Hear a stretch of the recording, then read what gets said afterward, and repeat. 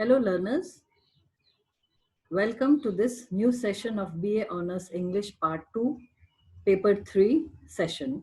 The topic being Macbeth, Act 2, Scene 1.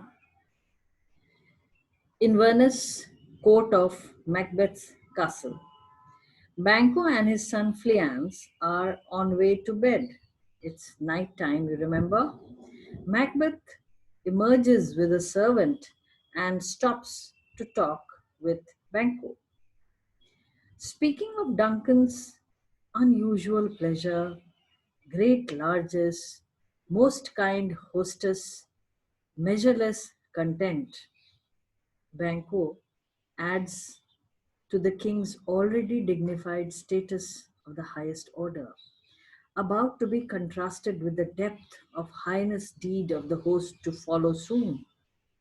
Banquo also speaks about a dream he had of the witches and their prophecy, one of which stands true. To this, Macbeth curtly dismisses for some later time consideration. Here, the presence of Fleance is a reminder that after all, Macbeth may not be the king for long in view of the prophecy. Banquo and Fleance go to sleep, and Macbeth is left all alone on the stage. Now, in one of the most famous soliloquy in the play, Macbeth has a fantastic vision or hallucination of a dagger. He finds the handle of the dagger pointed towards himself, as if inviting him to hold and finish the act of murder once and for all. That Macbeth had this realization that the dagger may be an indication of his feelings of guilt in his scheme to kill Duncan.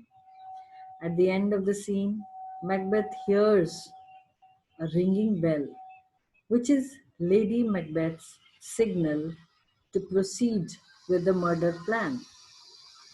Now, what is soliloquy? It is a device often used in drama when characters speak to themselves. Now, this is one very famous soliloquy of Macbeth, which I'll be reading out.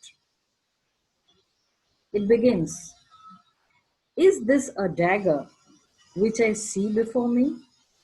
The handle toward my hand. Come, let me clutch thee. I have thee not, and yet I see thee still. Art thou not, fatal vision, sensible to feeling as to sight? Or art thou but a dagger of the mind, a false creation, proceeding from the heat oppressed brain? I see thee yet in form as palpable as this which now I draw. Thou marshallest me the way that I was going, and such an instrument I was to use. Mine eyes are but the fools of the other senses, or else worth all the rest. I see thee still, and on thy blade and dudgeon gouts of blood, which has not so before. There is no such thing. It is the bloody business which informs thus to mine eyes. Now over the one half world nature seems dead, and wicked dreams abuse the curtained sleep.